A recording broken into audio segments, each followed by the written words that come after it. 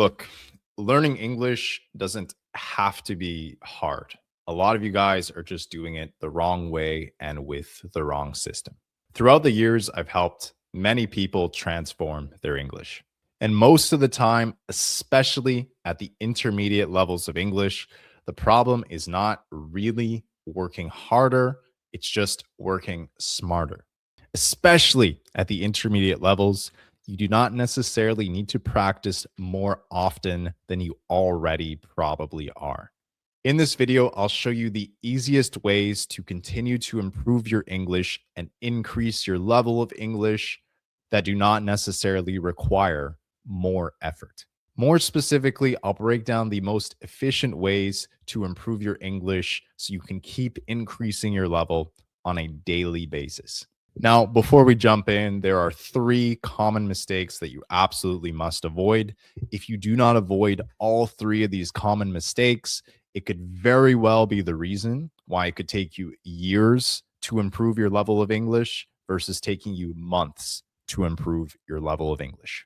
Now, the first pro tip is that you need to take a different approach to improving your English at each of the different levels of English. So the way that you learned as a beginner trying to get up to the intermediate levels is going to be much different than the way that you learn at the intermediate levels trying to get up to the advanced levels of English. At the beginner levels, you can get away with using tools like Duolingo to learn new vocabulary words and learning basic grammar through formal education. But at the intermediate levels, if you want to pursue the C1 level or even the C2 levels of English, you're going to need to learn in a much different way. And you're going to need to put way more emphasis on different things at these levels. For example, at the intermediate levels of English, most of you guys are pretty good at understanding English. You can read it very well. You can understand most, if not everything that I'm saying in this video. You cannot even understand fast spoken English if it's about a subject or a topic that you're pretty familiar with, but you still struggle to speak fluently, spontaneously, confidently, and naturally.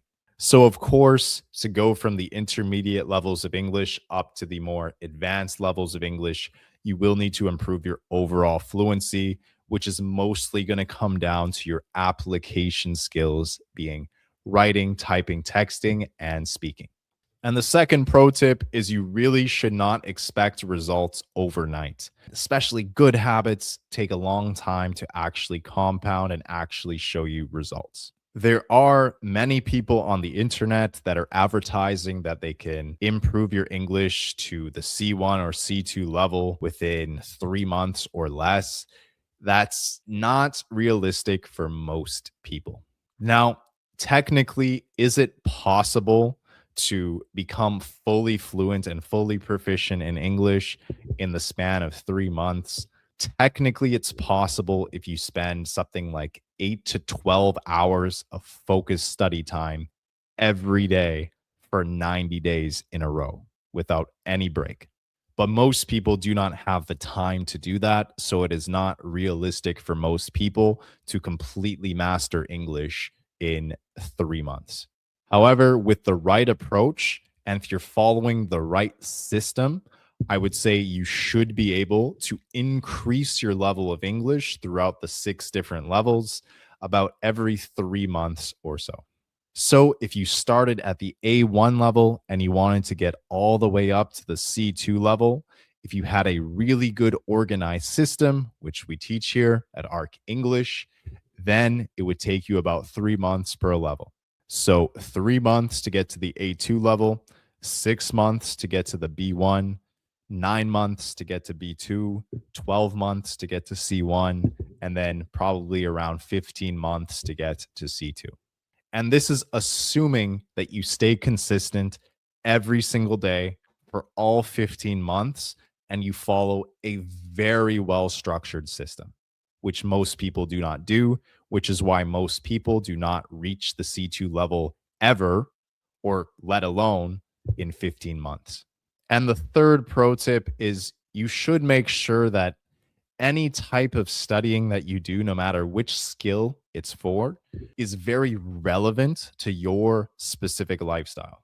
And for those of you who are new here, my name is Avery. I'm a native English speaker. I have experience learning other languages, such as the French language. So I really have been in your position before.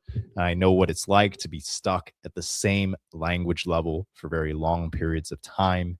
So I'm going to show you how to make your life way easier so you can learn English way faster than the average English learner. Now, the first thing you're going to need to do to make learning English much more effortless is to go back and refine your grammar if you need to. Now, unfortunately, a lot of people do not learn grammar very well when they're at the beginner levels, but they somehow still get to the intermediate levels just through experience and lots of drills and lots of practice. At the intermediate levels, they end up being pretty comfortable understanding English. They can communicate in very basic ways, but they still speak very broken English. Signs of broken English are when you're making very noticeable grammatical mistakes every single time or almost every time that you communicate, whether it's in a written or spoken format. And broken English also manifests itself when you're struggling to pronounce words that most people do not really struggle to pronounce in English. Of course, this also kind of depends on what your native language is.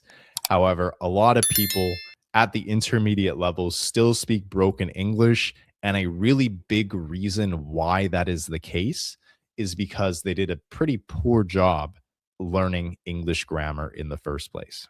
If this is you, and if you do speak broken English at the intermediate levels, a good idea or a great solution to fix this problem is to refine your grammar. Simply put, all you need to do is go back, find a grammar book that was written in your native language that outlines the differences between English and your native language, and then simply follow it and understand the differences between the two languages in a much more profound way.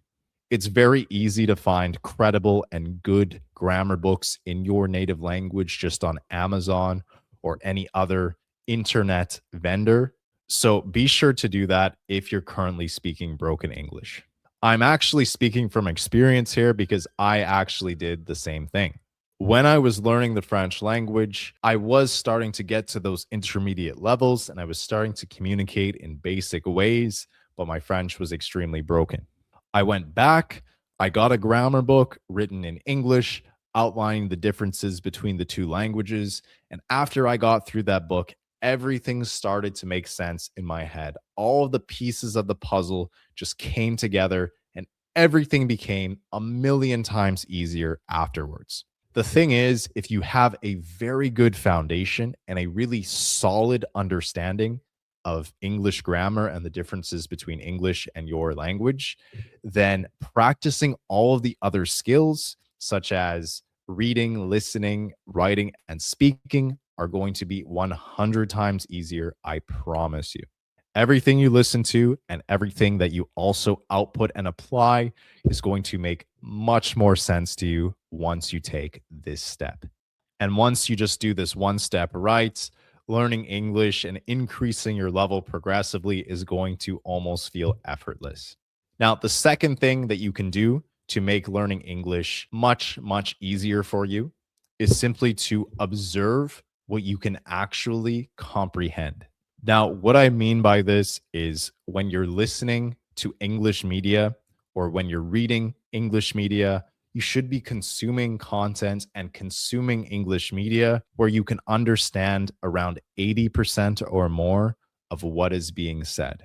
If you can understand around 80% of what is being said, and you can just guess what the other 20% of the words and expressions that are new to you mean, just based on the context of how they were used, then this is going to be a way more efficient and a much easier way to progressively improve your English instead of researching new words and Googling everything that you don't know that you see every single time that you see it.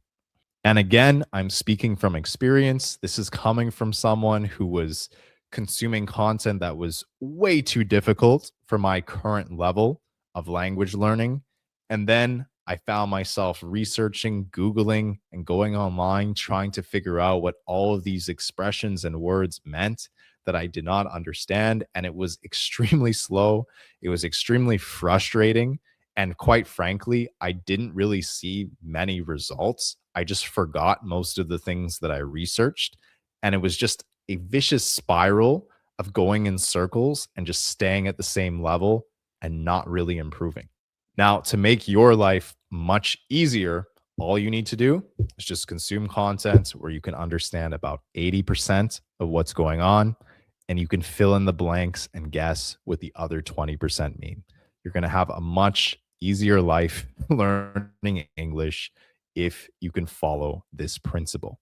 And finally, the third principle that you can apply to make learning English much more effortless for you is making use of dead time.